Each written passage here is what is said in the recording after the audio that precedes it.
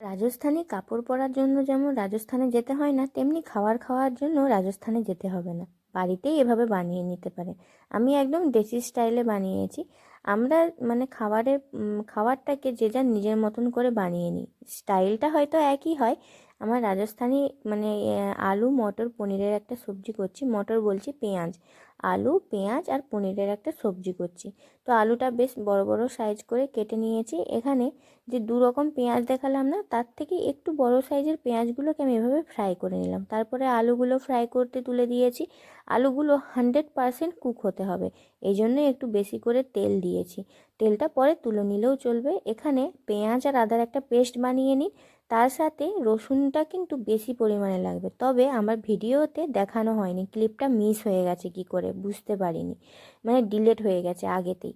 তো এখানে আমার পেস্ট বানানো হয়ে গেছে। তো এখানে আমি দেখে নেব একটা ছুরির সাহায্যে যে আলুগুলো সিদ্ধ হয়েছে নাকি। হ্যাঁ, আমার আলুগুলো 100% কুক হয়ে গেছে। আপনারাও 100%-এ কুক করবেন, না হলে 90% তো করতেই হবে।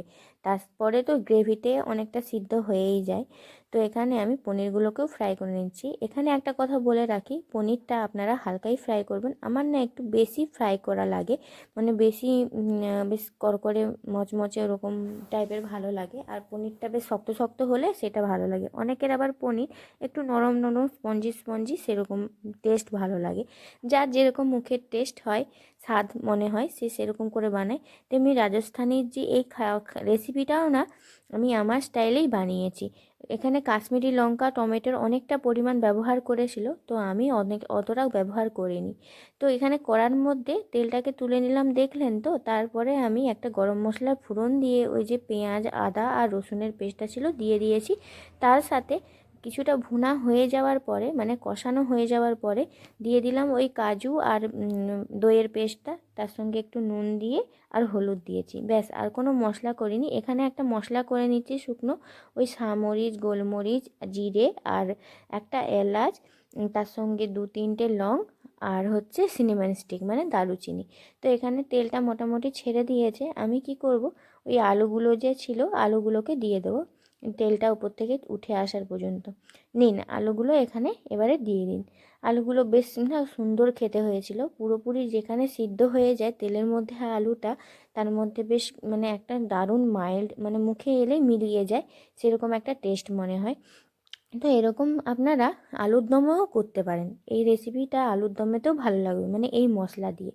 এখানে তেমন কোনো মশলা ব্যবহার করিনি, জাস্ট আমি এই মশলাটাই ব্যবহার করলাম।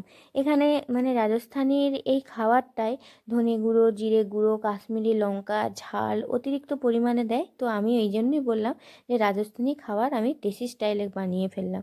তো আপনাদের মানে খাওয়ার অনুযায়ী আপনারা যেভাবে ঝাল মশলা পছন্দ করেন সেটাকে আপনারা নিজেরাই মডিফাই করতে পারেন, মানে উপর নিচে করে নিতে পারেন। তো এখানে আমার হয়ে গিয়েছে, লাস্টে আমি একটু কসুরি মেথি ছড়িয়ে নেব, ব্যাস হয়ে গেল। আর এটাকে একটু মিক্স করে নিলাম, ডান। নুনটা তবে চেক করতে ভুলবেন না। আর মাঝে কিন্তু একটু চিনিও দিয়েছি, একটু বেশ মিষ্টি মিষ্টি টক টক আর ঝাল ঝাল হবে।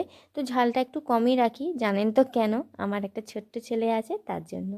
তো এখানে আমি রুটির মধ্যে বেশ ঘি মাখিয়ে নিয়ে দুটো দুটো রুটি খেয়েছিলাম। আপনাদের যতটা রুটি খেতে মন চায় আপনি খান, বা কজন চাল মানে ভাতের সাথেও খেতে ভালোবাসেন। আমি প্রায় চালটাকে ভাত বলে ফেলি কেন আমি বুঝতে পারি না।